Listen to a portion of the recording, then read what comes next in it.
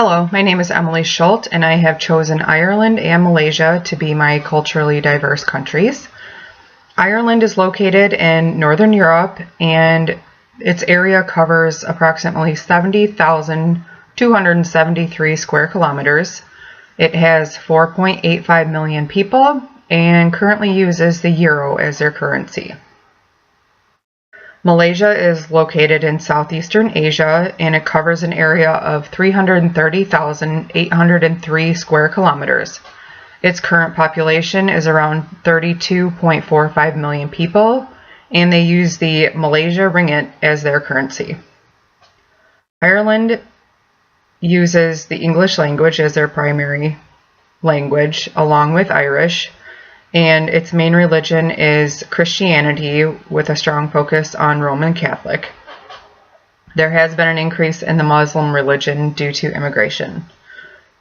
Ireland is a higher context country. They are fairly direct, but at times will try to deter conversation when they are not in agreement with what is being said. So it is important to also look at body language along with verbal context. Similar to Ireland, to America, Ireland is considered to be a highly individualistic culture, and the government will help protect those individual rights. They do have quite a bit of equality between men and women, but Ireland is considered to be a more masculine culture because they value qualities like competition, achievement, and success. The national language in Malaysia is Bahasa Melayu. English is also frequently used.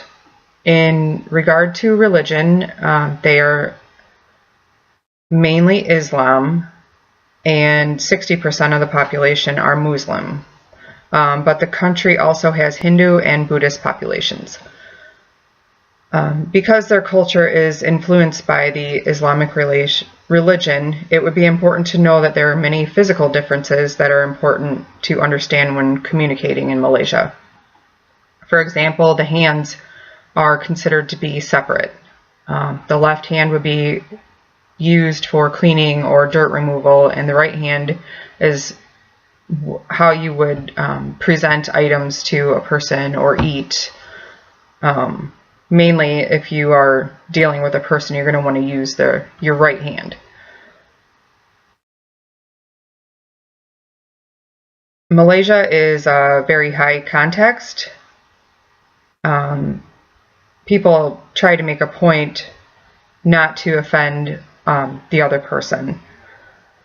More attention should be focused on posture, expression, and tone of voice when communicating. It is best to ask a lot of open-ended questions when you are communicating, just so that you have a more clear answer. Malaysia is a very collective country. They become part of a group, and any shame or recognition is a direct impact on the group that you belong to. So it's important to save face in Malaysia. In regard to masculinity and femininity, women do not have as much power as men, and there really is no preference as far as their values. They're exactly in the middle, according to Professor Hofstede. Things you should know when trying to start a business in Ireland are that if you are a national of the European Economic Area or Switzerland, you do not need permission to set up a business in Ireland. If you are a non-national, you would need to apply for permission through the Startup Entrepreneur Program. And this is done by submitting the application form along with a sample business plan. The program only accepts applications a certain time of the year, and this program would allow a company with an innovative idea to start up with minimal funding of €75,000, as long as they meet the criteria in the program. One example of this criteria would be, is the company capable of creating 10 jobs in Ireland and realizing 1 million in sales within 3 years of starting up? There were other requirements necessary, but it's an option. You would also want to contact the Revenue Office for the appropriate tax information and seek advice from the local authority about licensing and registration requirements. Any new company would need to be registered with the company's registration office. In Malaysia, it is similar for a citizen and a foreigner to start a business.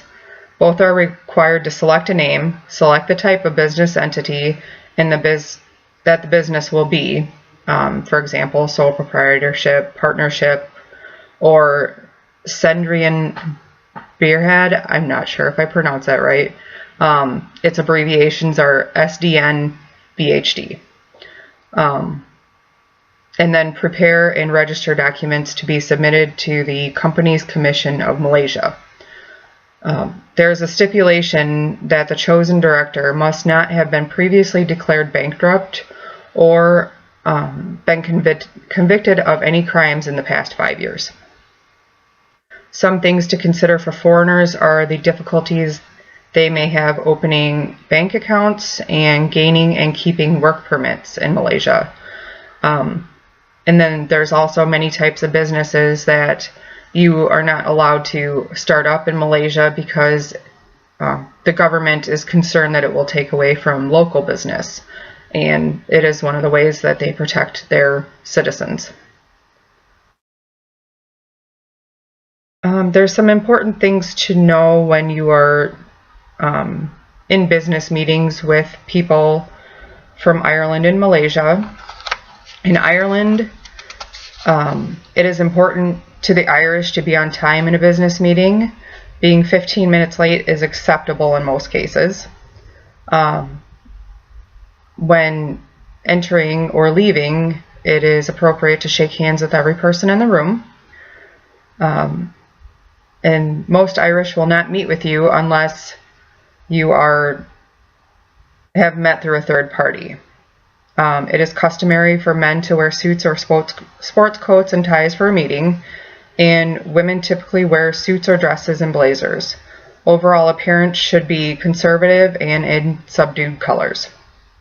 It is not expected to bring a gift to a business meeting, but if invited to a social event, a small gift such as a bottle of wine or souvenir from one's own country would be appropriate. In Malaysia, there are many things to consider. When attending a business meeting, it's appropriate to wear suits and ties for men and women. And if you are going to wear a skirt, it needs to be below the knee.